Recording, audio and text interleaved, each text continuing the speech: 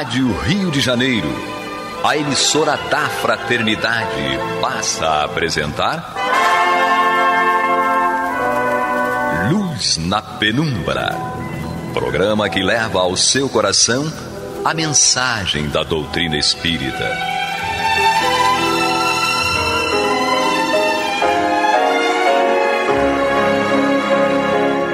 E agora com vocês, Aloísio Guigino e Eduardo Araújo, para o estudo da obra O que é o Espiritismo, de Allan Kardec.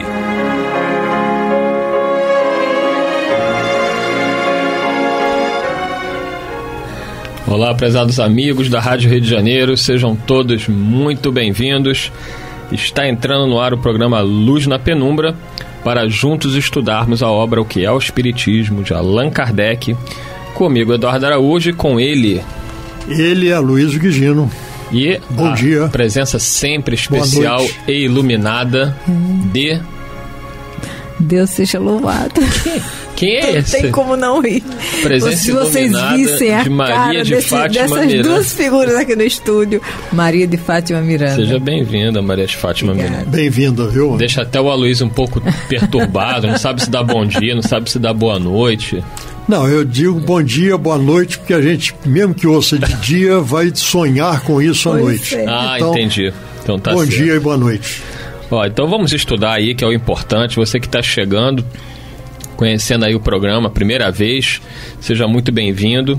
O programa Luz na Penumbra tem esse objetivo de estudar aí todas as obras de Allan Kardec, tanto o Pentateuco, né, as obras fundamentais, básicas da doutrina, como também o livro que é o Espiritismo, o livro Obras Póstumas, a Revista Espírita. Enfim, uma oportunidade maravilhosa, né? Quem criou esse programa aí há muitas e muitas décadas, é um dos programas mais antigos, dizem, da Rádio Rio de Janeiro. Foi muito inspirado porque não há como conhecer doutrina espírita sem conhecer em profundidade a obra de Allan Kardec, né? Que foi trazida aí pelos espíritos superiores sob a supervisão do espírito de verdade. Então, nós estamos no capítulo 2 do livro que é o Espiritismo, que é um livro aí básico, importantíssimo. Allan Kardec recomenda este livro para todos aqueles que estão iniciando a doutrina espírita, porque ele traz um resumo muito simples, importante, né, ao mesmo tempo profundo, de pontos importantíssimos da doutrina espírita. Nós estamos no capítulo 2, que trata das noções elementares de espiritismo. Gostaria de retornar aí, porque não deu tempo na semana passada, ao finalzinho do item 76 desse capítulo 2, quando Kardec vai dizer no último parágrafo o seguinte: de fato, os espíritos, tendo existido em todos os tempos, têm sempre exercido a mesma influência. A mediunidade não é uma causa, mas simples modo de manifestação dessa influência. Pelo que podemos dizer, com certeza, que todo médium obsidiado sofre de um modo qualquer, e muitas vezes, nos atos mais comuns da vida, os efeitos dessa influência obsessiva, que sem a mediunidade se manifestaria por outros efeitos, muitas vezes atribuídos a enfermidades misteriosas, que escapam às investigações da medicina. Pela mediunidade, o ente maléfico denuncia sua presença, sem ela é um inimigo oculto, de quem não se desconfia. Quisemos voltar aqui a esse ponto, porque é um ponto muito importante. A mediunidade, como diz aqui Allan Kardec, ela por si só não tem nenhuma interferência na questão da influência obsessiva. A influência obsessiva vai ocorrer sobre todos nós, independente de termos ou não uma mediunidade ostensiva. Mas diz Allan Kardec que a pessoa que não tem uma mediunidade ostensiva, muitas vezes, essa influência obsessiva vai se manifestar através até mesmo de doenças misteriosas, né? E isso é muito interessante porque nós vemos aí muitos casos no livro Libertação. Caso vocês já tenham tido oportunidade, o livro Libertação, obra do médium Francisco Cândido Xavier, pelo espírito André Luiz, conta o caso da Margarida. A Margarida estava sofrendo um processo de influência espiritual muito violento, já que um espírito que habitava uma região de trevas, o Gregório, tinha todo o interesse na sua morte, porque ele era apaixonado por ela e achava importante tê-la ao seu lado onde ele vivia. E ele faz um cerco muito forte, muito profundo, obsessivo em torno da Margarida, a ponto dos espíritos que estavam com ela conseguiam, através da sintonia mental, controlar sua pressão arterial.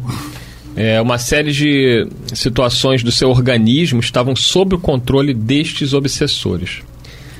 E isso nos mostra essa realidade muitas vezes oculta, conforme coloca Allan Kardec, onde médicos têm muita dificuldade em chegar a um diagnóstico sobre determinados sintomas de seus pacientes.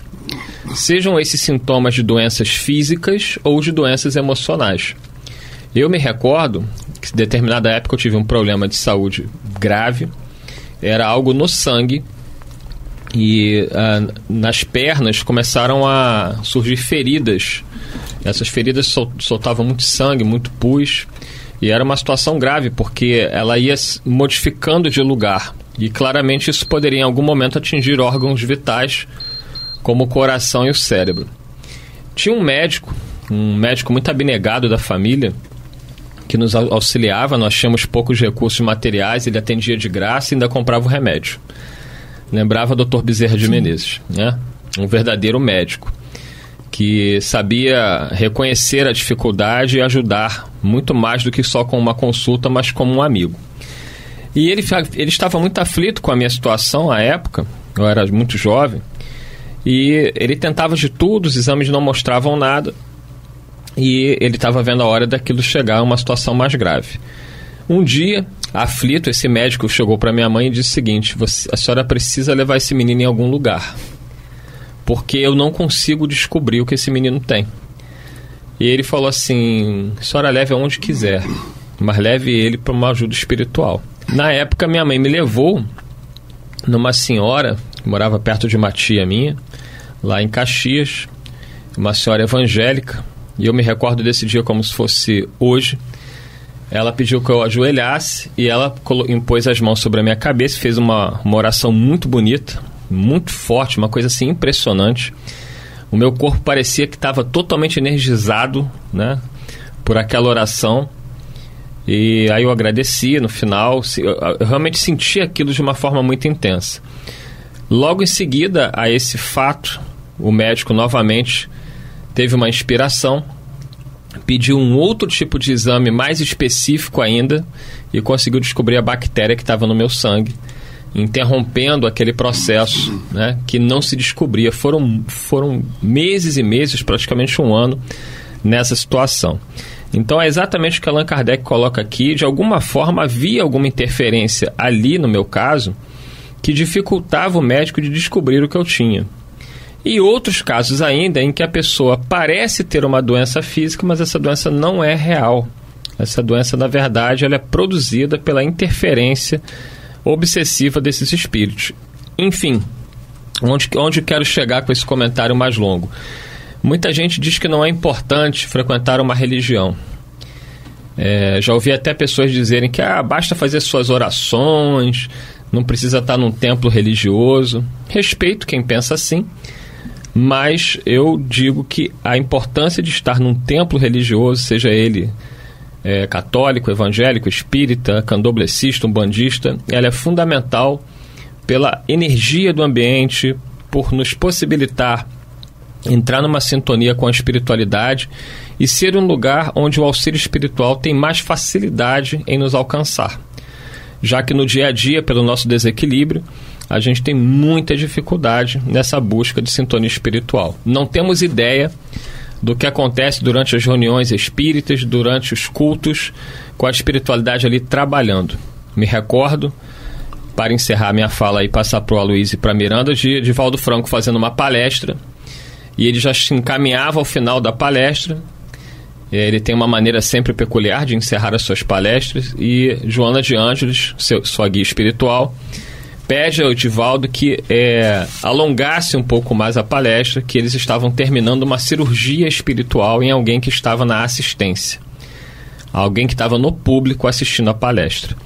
Então nós vemos a importância, né? Aquela pessoa ali prestando atenção na palestra, sintonizada com um pensamento mais elevado, possibilitava aos espíritos uma cirurgia espiritual. Quantos temos recebidos durante as nossas visitas às casas espíritas, às igrejas, sem que sequer percebamos? A influência obsessiva, assim, é muito mais facilmente combatida. Miranda. Na realidade, nós vamos observar que uma conversa fraterna, né, uma conversa edificante, já é uma doutrinação, né, já oferece recursos de libertação. E somente aquelas criaturas que já trazem essa determinação do bem em si conseguem cumprir os deveres perante Deus e a sociedade sem essa necessidade de se reunir dentro de um templo, não é? Mas a grande maioria de nós, espíritos rebeldes, recalcitrantes em atitudes infelizes, precisamos desse contato. Principalmente porque o contato dentro da instituição é desafiador. Né? Em qualquer grupo que nós nos reunamos, o contato, a convivência será desafiadora pelo aprendizado, pela maneira de saber ouvir e falar, lidar com o outro. Aqui não é diferente. Quando o Eduardo estava narrando o episódio que ele vivenciou, nós ficamos imaginando, lembrei da oração, da prece da Ismália, que a Ismália orando, as vibrações chegaram até ali e todos receberam no mesmo nível o atendimento e assistência. Cada um absorveu a sua própria condição. Essa fala do Eduardo foi muito interessante, porque nós ainda estamos num estágio da nossa caminhada evolutiva que nós ainda precisamos muitas vezes de estímulos para que nós nos sintonizemos com o bem. Então nós vemos aí em vários conceitos religiosos a utilização de imagens, certo, de objetos, ou que seja, mas que de certa forma estimulam aqueles adeptos a essa corrente religiosa. No Espiritismo nós não temos essas imagens de um modo geral, mas nós sabemos que o mais importante de tudo para que nós possamos receber alguma coisa da espiritualidade, nós recebemos muito, é a nossa sintonia. E essa sintonia, ela pode ser estimulada, inclusive pelos locais que nós frequentamos. Nós estamos cansados de ouvir depoimentos de companheiros nossos, aliás, cansados não, porque isso não cansa, mas de sistematicamente ouvirmos companheiros declarando que quando eu entro na casa espírita eu me sinto muito bem. É um ambiente que nós nos encontramos. São as vibrações que nós estamos sendo submetidos ali naquele ambiente. Então é muito importante que nós sempre procuremos de alguma forma, sejam ambientes, sejam posturas, sejam controle dos nossos pensamentos que determinem ou possibilitem, certo, essa sintonia com os bons espíritos, porque isso é que nos trará a ajuda, o amparo e a força que nós precisamos para continuarmos nessa nossa caminhada. Isto posto, vamos ao item 77, certo, da nossa... Isso aí, você que está chegando, o programa Luz na Penumbra, com o estudo do livro Que é o Espiritismo. Comigo, Eduardo Araújo, Aloysio Guigino e Maria de Fátima Miranda. Estamos no capítulo 2 e vamos ao item 77. Diz Allan Kardec: os que repelem tudo o que não afete os nossos sentidos não admitem essa causa oculta. Mas quando a ciência tiver saído da senda materialista, reconhecerá na ação do mundo invisível que nos cerca e no meio do qual vivemos um poder que rege sobre as coisas físicas, assim como as coisas morais. Será um novo caminho aberto ao progresso e a chave de grande número de fenômenos até hoje mal compreendidos. E isso aqui está mais do que correto. Eu vejo pela minha profissão, né, eu sou psicólogo, a diferença que faz o conhecimento da doutrina é muito grande em relação a colegas meus que não têm esse conhecimento. Todo aquele profissional que tem uma visão espiritual seja ele de qual for essa linha espiritual, ele tem uma visão mais holística, ele tem uma visão mais global do ser humano. Então, muitas vezes, como você atender um paciente que apresenta um determinado quadro que para muitos colegas são incompreensíveis, porque eles não conhecem essa realidade espiritual. Um processo obsessivo, muitas vezes, vai fazer com que determinado paciente apresente um quadro muito característico, em que eles sempre falam em consultório: um pensamento me domina. Né? Eu escuto esta frase muitas vezes, né? Um pensamento forte me invade. Eu me sinto forçado a fazer algo. O próprio paciente, apesar dele não ter esse conhecimento, ele usa frases como se ele percebesse de que existe uma força estranha que toma conta dele. Recordo-me essa semana ainda de uma paciente que ela tem por hábito se cortar, né? E isso, infelizmente, hoje em dia, você que está nos ouvindo já deve ter escutado muito sobre isso. Pessoas que se cortam para aliviar a ansiedade. Mas ela disse que claramente veio o seguinte pensamento na mente dela: você não deve cortar desta forma, corte desta outra maneira. Assim, você vai conseguir aquilo que você precisa. E aí ela claramente percebeu que aquele pensamento não era dela, que o pensamento a induzia a cortar de uma forma diferente para possibilitar o suicídio. Com a desculpa de que aquele suicídio iria interromper as suas dores.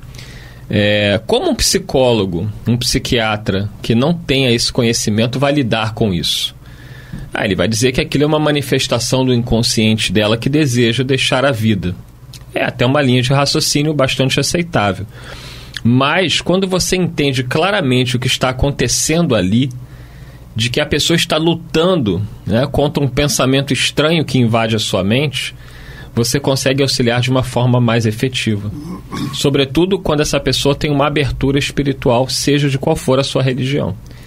A obsessão é algo muito sério, que não pode ser categorizado como sobrenatural. Ela faz parte da nossa realidade e vai ser muito importante quando a nossa ciência tiver esse conhecimento, vai auxiliar muito em diversas áreas do saber humano, sobretudo, claro, na área da medicina física e também espiritual e emocional. Eu vou um pouquinho mais adiante, Eduardo. Vamos lá. Eu acho que não é a ciência se conscientizar disso, não. Somos nós nos conscientizarmos de que nós somos espíritos imortais. Certo? Eu repito isso sistematicamente, eu não sou o Aloysio, eu estou o Aloysio. Exatamente. Eu estou o Aloysio. Porque já esteve com diversas outras personalidades. Eu nem me lembro e estarei em outras mais adiante. Então, quando nós conseguirmos nos conscientizar do que realmente eu sou um espírito imortal, nós mudamos o enfoque na nossa conduta, das nossas maneiras de entender e de agir, e até de pensar. Então isso é que é importante, essa conscientização cada vez mais presente em cada um de nós da nossa realidade, o que nós somos, efetivamente. Você vê que no texto lido, aqui no item 77 do livro que é o Espiritismo, capítulo 2, essa questão da ciência, Kardec coloca como um ponto importante devido à dificuldade, né, que muitos profissionais da área de ciência têm no reconhecimento da realidade espiritual, porque tratam a realidade espiritual como algo que seja sobrenatural. Eu, há pouco tempo, conversei com um amigo psicólogo. Quando eu o conheci, ele era ateu, na época. Tempos depois, eu não sei por que caminhos, ele acabou tomando conhecimento da doutrina espírita e ele, de alguma forma, foi tocado. Aquilo para mim foi até muito estranho, que eu fiquei assim, meu Deus, ele era ateu.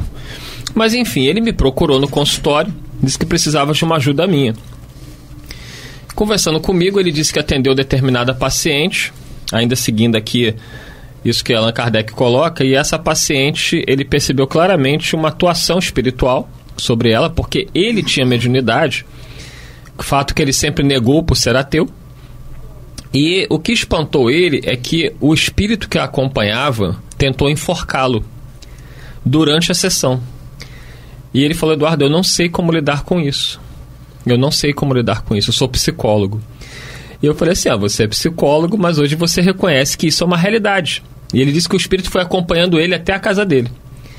Eu falei: que bom, né? Largou a paciente, foi atrás de você. Ele: não tô brincando, não, é sério, eu não sei o que fazer. Porque eu não posso, aí foi a frase dele, eu não posso misturar psicologia com isso que está acontecendo. Eu falei assim: você está errado. Não existe a separação da psicologia da realidade espiritual. A realidade espiritual faz parte da psicologia, apesar da maioria dos psicólogos ainda não saberem disso. E então ele vivia esse conflito porque ele achava que isso era uma realidade que ele tinha que ignorar. Aquilo não fazia parte do tratamento terapêutico, da psicoterapia. Eu falei: faz parte. Porque grande parte dos comportamentos da sua paciente, grande parte dos pensamentos que a envolvem, diz respeito a esse espírito que tentou lhe enforcar. Então você não precisa entrar nesses detalhes com ela, caso ela não tenha esse conhecimento. Você vai trabalhar com ela de acordo com o conhecimento dela. Se ela for evangélica, você vai falar com ela como evangélica. Se ela for católica, como católica. Se for budista, como budista. E se for ateia, né, se ela não acreditar em nada, você vai falar com ela como uma pessoa que não crê em nada. Mas você sabe o que está acontecendo. E a partir deste conhecimento, de você saber que há uma atuação espiritual ali violenta, você vai ter a inspiração de como conduzir isso dentro do processo da terapia. Então, mas isso é um desafio. Caminho, né, Eduardo? Isso é um caminho. É um caminho que a humanidade percorre sistematicamente, cada vez mais, tentando convergir, fazendo com que haja uma conversão entre a ciência e a filosofia religiosa. É o que nós vemos no Evangelho segundo o Espiritismo, né? No capítulo 2, né? Então nós vemos há uma convergência, né, entre o conhecimento material e o conhecimento espiritual, porque as origens são a mesma, não são, é a mesma. Exatamente. A origem é a mesma, então não pode haver uma divergência, uma dicotomia entre um e outro, certo? E é isso que Allan Kardec coloca aqui, que nós vamos chegar lá. O nosso entendimento é que tem que evoluir cada vez mais, fazendo com que haja esse casamento entre a ciência e a religião, certo? Cada vez mais um complementa o outro. E o que eu coloquei ali para o colega, já estamos chegando aqui no final, é que esta não era uma questão nem religiosa, era uma questão natural, das leis naturais. A existência dos espíritos e a influência deles em nossas vidas não é uma questão religiosa. Tanto é que afeta aqueles que acreditam e aqueles que não acreditam. E ele estava muito preocupado de não trazer para a terapia a visão dele, não deixar que a visão dele fosse influenciada pelas ideias espíritas dele. Falei, o psicólogo ele não tem religião em si. O psicólogo ele vai atender todo tipo de pessoa com qualquer religião ou sem religião. Mas o conhecimento espiritual ele não é algo separado, ele é uma realidade que cedo ou tarde estará inserida dentro da ciência. Eu costumo dizer o seguinte: religião é coisa do homem. É isso aí. Tá? A religiosidade é outra história. Mas a religião são caminhos estabelecidos, as religiões são caminhos estabelecidos pelo homem para, no entendimento de cada grupo, buscarem se aproximar de Deus. Certo? Cada religião é um caminho desse. Certo? Maria de Fátima Miranda, 30 segundos. É isso mesmo. A religião em si, no mundo, é mais o rótulo, não é? Porque a essência da busca do homem, nós vamos observar que o homem de bem, independente da compreensão filosófica religiosa que ele tenha, ele é um instrumento do bem. Assim, chegamos ao final de mais um programa, agradecendo aí a sua audiência, seu carinho conosco e já convidando para o próximo programa, se Deus quiser. E estamos na internet. Não conseguiu ouvir esse programa todo? Vai lá no YouTube, vai no nosso site, radioRioDeJaneiro.digital e assista aí a reprise do nosso programa. Até lá, se Deus quiser, e Ele há de querer. Graças a Deus. Boa semana. Você está ouvindo o programa Luz na Penumbra.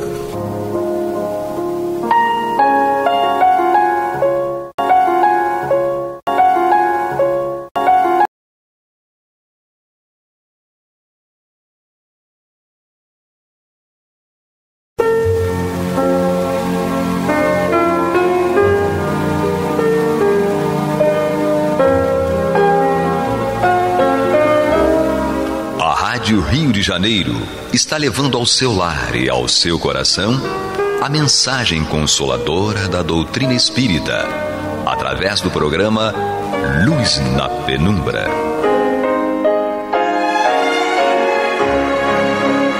E agora com vocês, Bill Fabiano e Renato Souza, para comentar os textos da Revista Espírita de Allan Kardec no período de 1859 a 1869. Olá, queridos irmãos e irmãs da Rádio Rio de Janeiro. Estamos juntos, mais uma vez reunidos, para dar continuidade ao estudo da obra Revista Espírita do ano de 1859. Ainda no mês de janeiro, estamos aqui, Renato Souza e Bill Fabiano Cordeiro, para darmos continuidade a essa obra-prima da literatura espírita. Nós, para começarmos aqui, nós terminamos, né, Renato, o Príncipe G, né? Sim, ficou faltando um pequeno trecho aqui da obra, que a gente vai a partir de agora ler o finalzinho, e vamos entrar no senhor Adrien, ou Adrien, né? O meu inglês e o meu francês estão sendo testados ainda, mas Adrien, médium vidente, ou Adrien, médium vidente. Mas para pegar o trechinho, para a gente dar logo sequência, né, Renato, para que a gente não perca o time aqui, vamos finalizar aqui o Príncipe G, com Kardec falando aqui: tais são, príncipe, as respostas que julguei adequadas às perguntas com que me honrastes, né? Kardec se reportando a ele.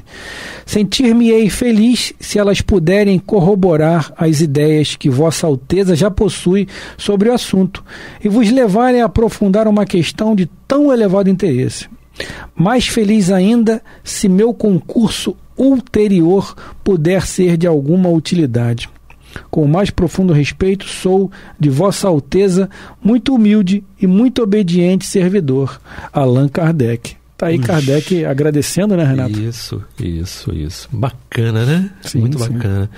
Hoje, no nosso estudo do Evangelho no grupo, estamos estudando o capítulo 7, né? Bem-aventurados os pobres de espírito, e me recordei de uma passagem de Bezerra, conforme ele sempre costuma encerrar suas mensagens, né? Seus recados, do humílimo, não é? E paternal servidor Bezerra. É assim que ele assina, né? E, nossa, e quando a gente fala nisso, traz uma emoção, né, Bill? Sim. Porque cada um recebeu o seu socorro, eu em particular, né? Vim recebendo socorros, não é? E que socorro que se completou na casa de Bezerra. E nós temos essa emoção que aflora quando a gente faz nos reportamos, não é? As assinaturas das mensagens deles, sempre com essa questão da humildade, né? E da servidão, né? No que se refere à tarefa do Cristo, né? Sim, que é importante. Sim. É importante a servidão, não no sentido de escravidão, né? Sim. Mas no sentido de realmente você ser um servo de Deus, né? Do Mestre Jesus, de você estar a serviço do Cristo, né? De estarmos falando aqui, né? Lógico que a luz que brilha sempre é do Cristo e sempre será, que brilha a luz do Cristo sempre, mas estamos sim, né? Trilhando ali o nosso caminho de Damasco, né, Renato? Ainda ali, estamos ainda tentando sair da roupagem de Saulo para a roupagem de Paulo, ainda nos falta muito, mas já estamos no caminho, né? No caminho nos encontramos, né? Como diz lá o capítulo 17, né? O homem de bem, né?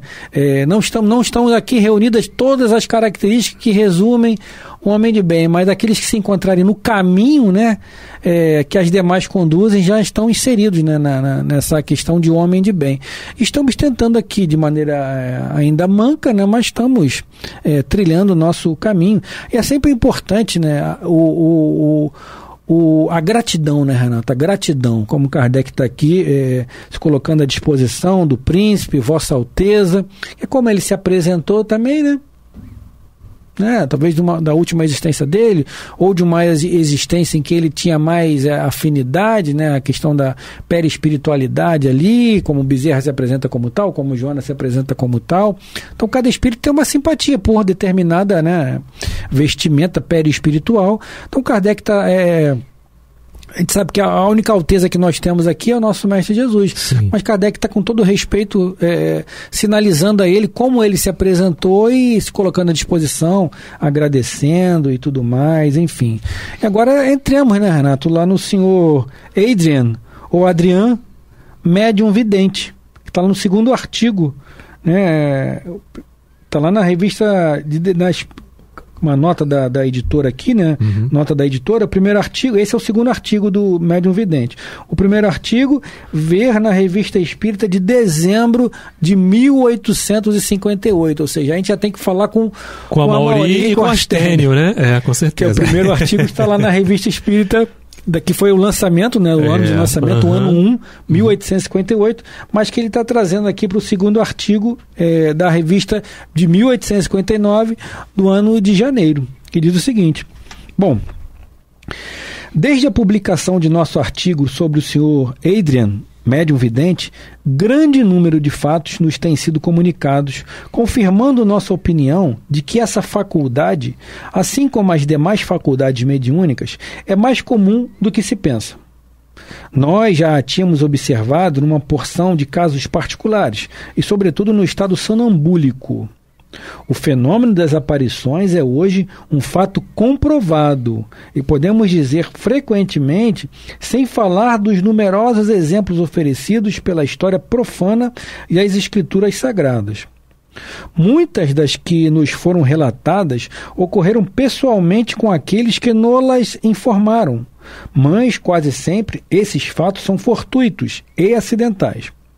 Ainda não tínhamos visto alguém em que tal faculdade fosse, de algum modo, o estado normal. No Sr. Adrian, ela é permanente.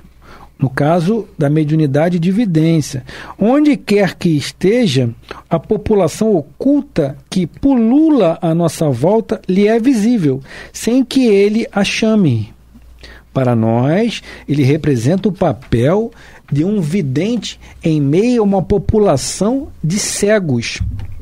Vê esses seres que poderíamos chamar de duplicata do gênero humano, indo e vindo, misturando-se em nossas ações e, se pudermos assim nos exprimir, ocupados em seus negócios. Dirão os incrédulos que é uma alucinação, palavra sacramental pela qual pretendem explicar os que não compreendem. Vamos dar uma pausinha aqui, né, Renato? Uhum. Porque no caso aqui do senhor, do médium Adrian, médium vidente, ela era incessante, né? E o que a gente vê normalmente, né, pelo menos de maneira mais casual, são aqueles médios videntes, mas que enxergam em um determinado momento aquilo que é necessário enxergar, né? Mas que não a todo tempo, a todo instante. Mas o Kardec coloca aqui um exemplo daquele que vê o tempo todo e acaba até se confundindo, né, Renato? Não sei se o cara está encarnado, não sei se está desencarnado, e você traz um apontamento aí do Livro dos Médiuns, né, Renato? O que a gente pode trazer aí? Eu vim buscar aqui no capítulo 14 dos médiuns, né? Quando ele fala justamente dessa característica, né, da vidência, tá? O Kardec prefere chamar, né, e classificar como médium vidente aquele que tem a manifestação do fenômeno de forma muito ostensiva e constante, não é? Então ele tinha uma certa uma forma de classificar isso e chamá-los de vidente desse jeito. Por isso ele trouxe aqui, não é? E apareceu para ele, sem dúvida, não ao acaso, com certeza, né? O senhor Adrian, né? Médium vidente, para que ele pudesse transcorrer com as suas indagações. Isso está muito claro lá no Livro dos Médiuns, capítulo 14, dos médiuns. É só procurar lá, tem lá o item que fala dos médiuns videntes, tá? Perfeito. Vamos dar continuidade aqui? Sim. Bom, bem que gostaríamos que nos definissem o que é uma alucinação e especialmente a sua causa.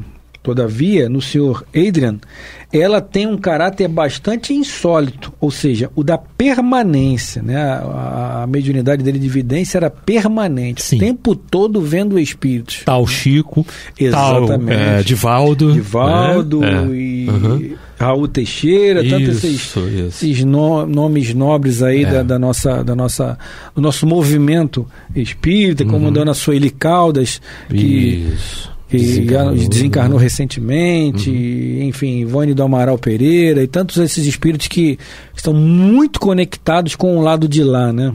Enfim. Até agora, hoje que se tem convencionado chamar de alucinação é um fato normal e quase sempre consequência de um estado patológico, o que absolutamente aqui não é o caso. Para nós que estudamos essa faculdade de evidência, que a observamos todos os dias em seus mínimos detalhes, chegamos mesmo a constatar-lhe a realidade. Para nós, ela não é objeto de nenhuma dúvida e, como veremos, auxiliou-nos notavelmente em nossos estudos espíritas. Ela nos permitiu utilizar o escalpelo da investigação na vida extracorpórea. É um archote na escuridão.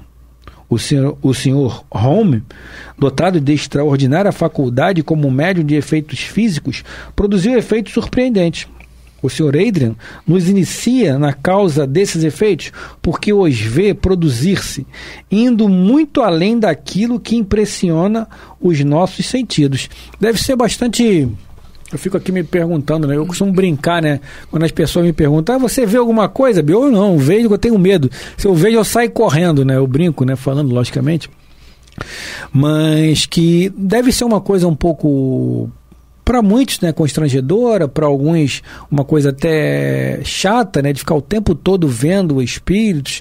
Mas é uma forma que é uma faculdade mediúnica que foi acordada antes do médium encarnar, né, Renato? E que for necessária... estava sendo necessária para ele e para tantos outros, né, que nós citamos aqui, para aquele tipo de condução da vida, né, mediunicamente falando, e para aquilo que ia se apresentar durante a vida física do indivíduo, né, Renato? Sim. Aquele tipo de mediunidade específica. Sim. Você imagina, né? Você falou uma coisa e eu me lembrei. Imagina, né? A gente vê o tempo todo. Meu Deus. Não é? Imagina a carência de evangelho, a carência que nós precisamos de esclarecimento. Quando é uma criança, como faz? O que fazer, né? Exatamente. O que fazer quando é uma criança, tá? A gente precisa estar muito atento. E é importante porque a revista espírita, né, que a gente está tratando aqui, segunda edição, né? Segundo o que a gente está chamando de segundo capítulo, de janeiro de 1859. Apesar de eu estar com pressa, já tratar como... Vamos entrar em fevereiro, né, Bill? Falta muito para chegar a fevereiro. Falta muito para chegar a fevereiro, né? Tá? A gente está tratando aqui no programa, né, Lua na Penumbra, e é importante porque quando você vê, e nós já estivemos analisando os fatos, falando sobre essa situação, quando você vê, você não vê só as coisas boas. Exatamente. Porque o nome é médium. Aí as pessoas precisam entender. Eu sou médium. Médium vê só Dr. Bezerra de Menezes. Não é? Não. Né? Ainda, inclusive, tem aquela passagem que é muito bacana, né? As pessoas que têm um certo receio de espíritos, não é? E não podemos ter medo, porque eu sou um espírito. Sim. Você é um espírito, então quando a gente se olha no espelho, né, Pablo? Pablo agora na técnica nos auxiliando, que bacana, né? Então, quando a gente olha no espelho, a gente está se vendo, e estamos vendo um espírito. Então como é que a gente pode ter medo de espírito? Não podemos ter medo de espírito, né? Quando a gente ouve um barulhinho assim, tá sozinho, né? Num ambiente, ouve um barulhinho e diz assim, Bezerra, é você? Quer dizer, a gente pensa logo, né? Doutor Bezerra, é você, né? no bom, né? Sim. Mas o médium mesmo, não é? Ele estará sujeito à necessidade de amparar. Então não vai ver só os bons. Eu acho que os bons ele vai ver pouco, ele vai ver mais, não é? Por quê? Por causa da ferramenta que ele trouxe, que é uma ferramenta para ser utilizada de amparo. Os bons ele vai ouvir, ele vai ser intuído, não é? Ele vai vê-los quando for necessário. Exatamente. Mas verá muito mais os necessitados, que por ele precisam ser, né, auxiliados de alguma forma, nem que seja uma prece, nem que ele não converse com esse espírito, mas que ele direcione uma prece através do sentido que ele obter daquela vidência, daquela situação, daquele espírito, porque a transmissão é feita pensamento a pensamento. Exatamente. É perispírito ao perispírito do médium. Sim. Não é? É dessa forma que acontece. E por ali você já tem uma percepção da necessidade. Por que ele está aparecendo aqui? Ele tão somente fica olhando para você? Ele irradia o quê para você? Não é? A prece é sempre o melhor recurso, né, Bill? Sempre o melhor recurso. E agora, você falando isso, eu me lembrei de alguns médios, né, que vêm ter comigo, né? Sobretudo aqueles que recém... entre aspas, formado médio, né, que a gente está lá na educação mediúnica já há alguns anos, enfim. E eles vêm ter comigo, pô, Bill, mas eu só recebo obsessor, eu só vejo obsessor, mas a gente tem que lembrar também que, como o Renato lembrou bem, nós somos servidores, nós estamos ali no quartel para trabalhar, não importa.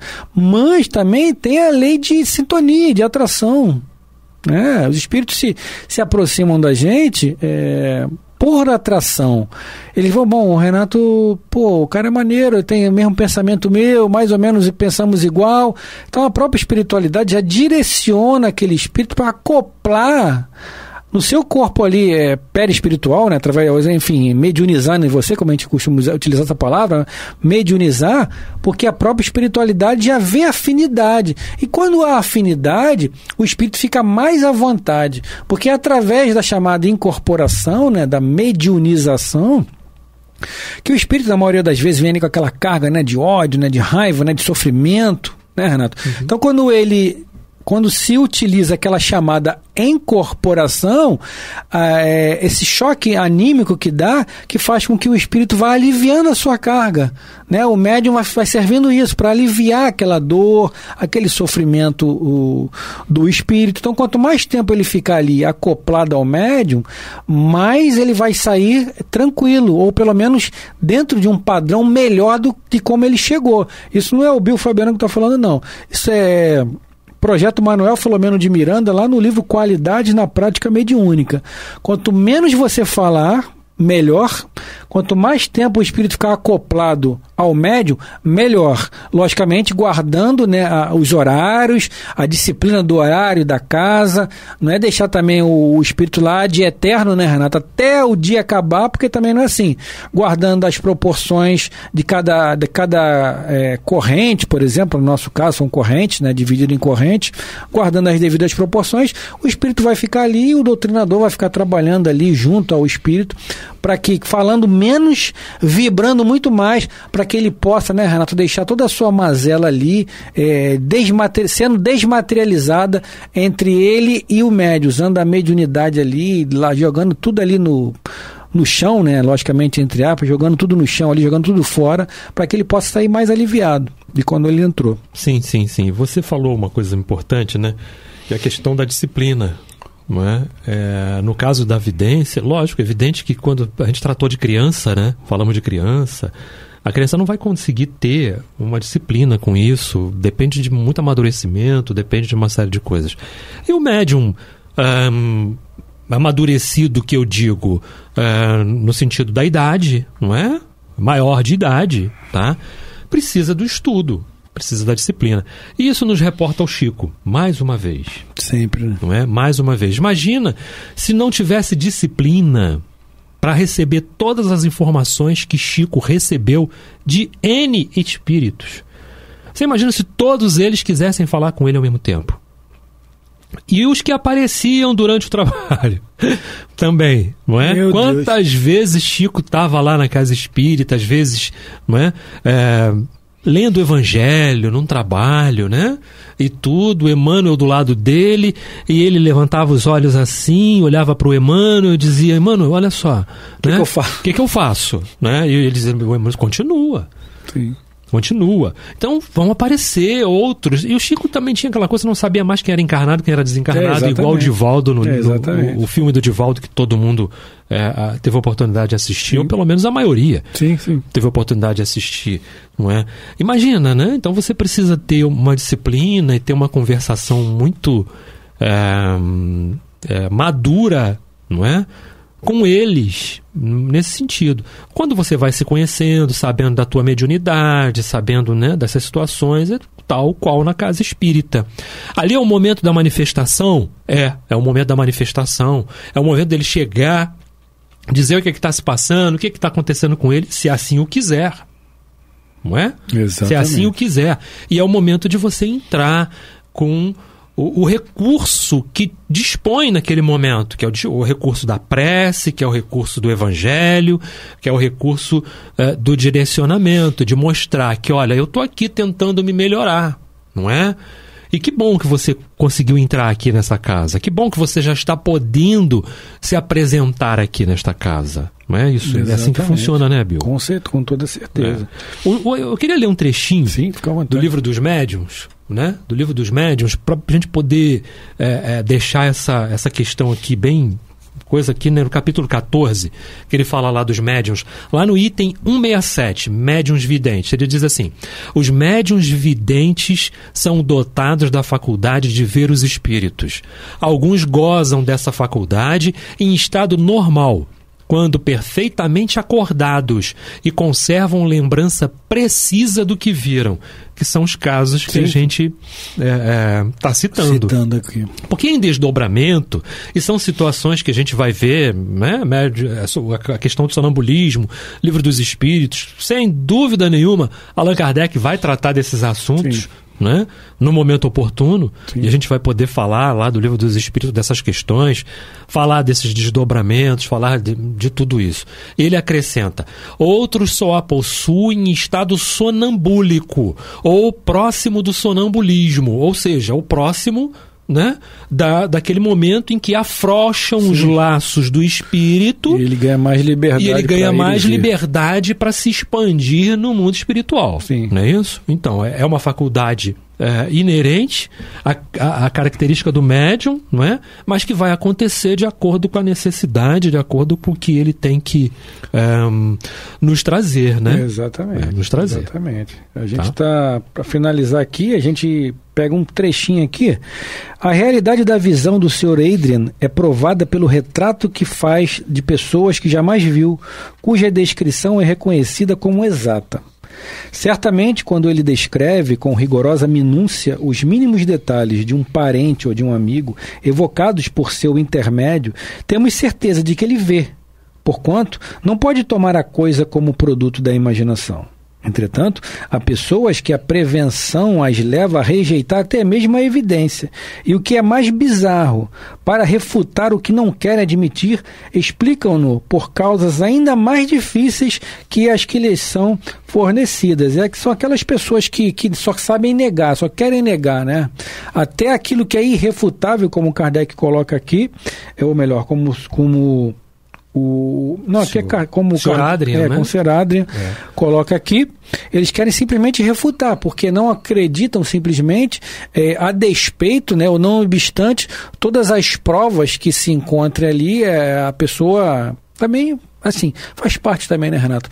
É importante que tenham essas pessoas, os negacionistas aí da doutrina, que fazem com que a gente também, primeiro, nos aprofundemos mais nos estudos, né? Que é para buscar cada vez mais subsídios. Não para tentar demovê-los, convencê-los da ideia, não. Kardec diz que a gente não tem que fazer ninguém acreditar na doutrina. A doutrina não está para a gente fazer acreditar. A doutrina é uma filosofia, é uma mudança de categoria, é uma mudança de atitude, é um processo de reforma íntima. E cada um tem o seu, né, Renato? Cada um tem o seu tempo, cada um tem o seu momento aí de processo de reforma, cada um está em processo de entendimento diferente do outro, e é assim que se dá. Mas o irrefutável, como negar, né? Como negar a existência de Deus, né?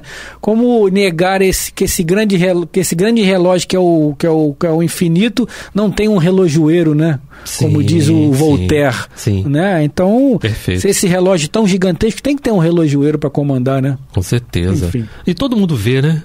Qualquer um vê, não é só o espírita. Mediunidade não é só uma questão, né, do espiritismo, não. Sim. Ela pode estar inerente a qualquer um, né? Exatamente. Qualquer um pode ver, é qualquer um mesmo. Sim, não é isso, Bill? Sim, é isso aí.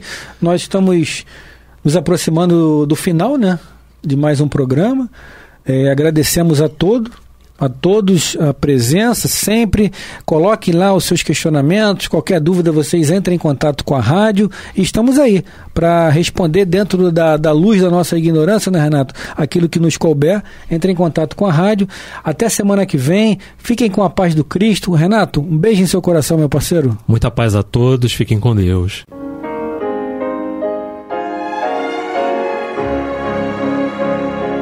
E vamos ouvir agora a prece de encerramento de nosso programa, na voz de Geraldo de Aquino. Jesus, dá-nos coragem para a luta, piedade para os insultos e misericórdia para as injustiças e ingratidões. Limpa nossa alma de inveja e ambições mesquinhas, de ódio e de vingança o nosso caminho. E que dentro em pouco, ao recolher-nos de novo ao calor do nosso leito, para que o sono nos dê a paz e o esquecimento das tristezas humanas, possamos sentir, Senhor, no mais íntimo de nosso ser, a doçura indefinível do Teu amor e a grandeza incomparável da Tua divina presença. Que assim seja.